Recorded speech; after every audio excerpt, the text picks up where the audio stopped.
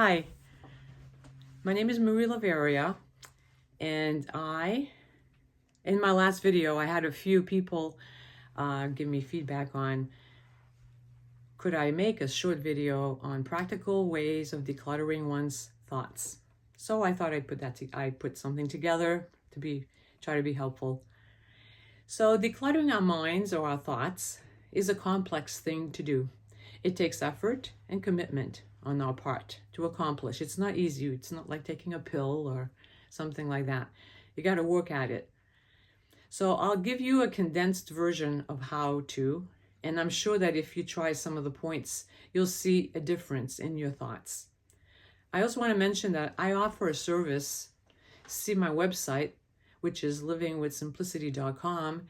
I have a service called Life Coaching, where I help people do this kind of work and other things. So if you need more help and you're interested in doing more, give me, send me an email and we'll talk. So let's begin by calming our minds. One good way of decluttering our thoughts is by calming our minds. And we can do that by doing the 5-minute meditation. Some of you have heard me before talking about that. I've mentioned it several times. It's a great tool to get started. So for those of you who haven't seen me, I haven't showed you how to do it, here goes. You take a cleansing breath, which is you breathe through your nose as far as you can go, and out of your mouth slowly.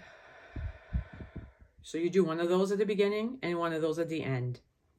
5 minutes.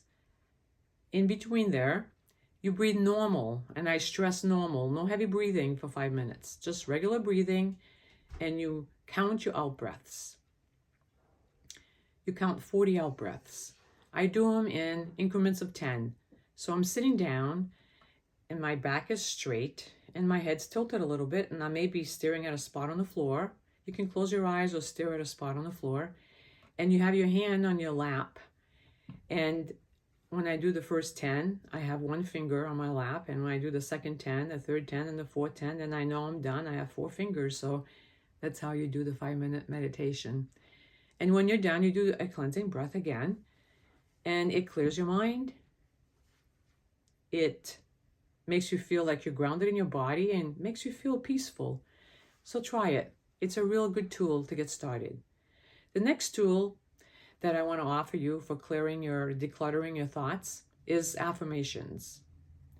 Get a journal. It can be a $10 composition book from the dollar store or a fancy one, whichever you want.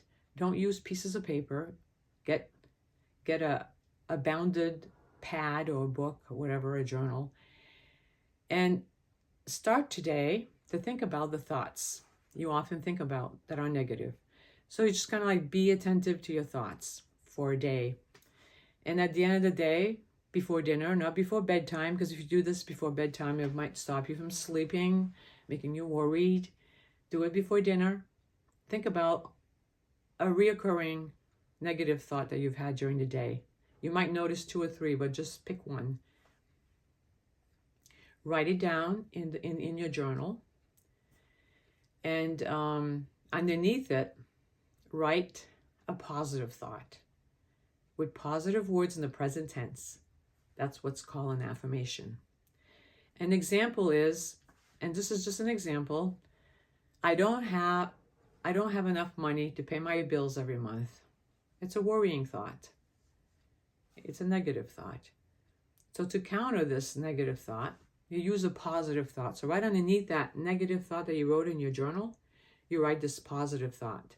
An affirmation is a thought that it's in the present tense, as if it's happening right now, and it's using only positive words. So I would write down, I have and deserve abundance in my finances, and I call forth more of it, and I embrace it. So that's the positive thought. The negative thought is, I don't have enough money to pay my bills every month. The positive thought is, that was a negative thought. The positive thought is, I have and deserve abundance in my finances, and I call forth more of it, and I embrace it. Write a positive thought in the present tense is called an affirmation. Some people say, how can I say something that is not happening? And the reason that we do this is because if we busy ourselves thinking of what is, the negative, then we're calling forth more negative. When we can allow ourselves to think the way we desire our lives to move forward, then we're opening ourselves to the possibilities of what we really want, and we're calling it forth. When we are able to think of the possibilities,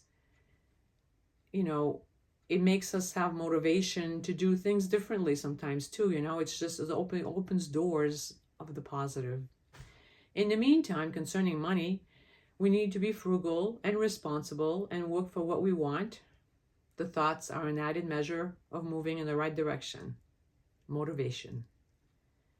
A few more ideas concerning decluttering our thoughts. Living life at a slower pace is great for decluttering our minds.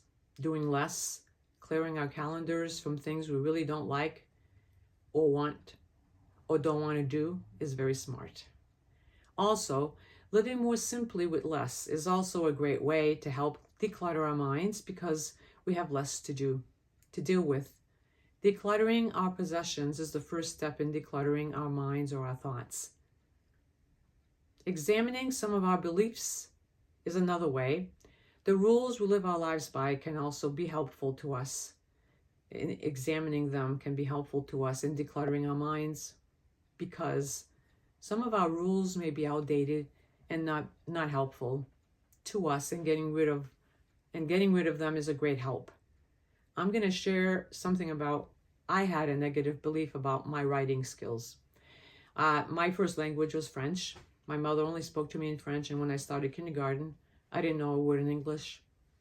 I learned, and I in junior high or middle school, I used to have to write essays, and I didn't write very well because the nouns and the verbs in the French and the English are very in different places.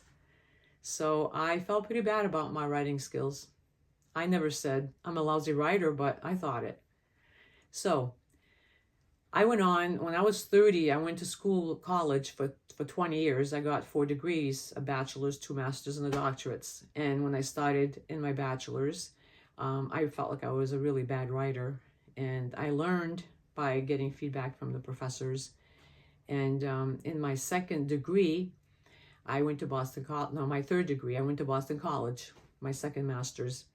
And the professor said, I'm giving you back your papers, and there's some of you that need to take college writing if you want to stay in my class. Otherwise, you can't stay in this class. So I thought, oh crap, I'm gonna have to take another class here.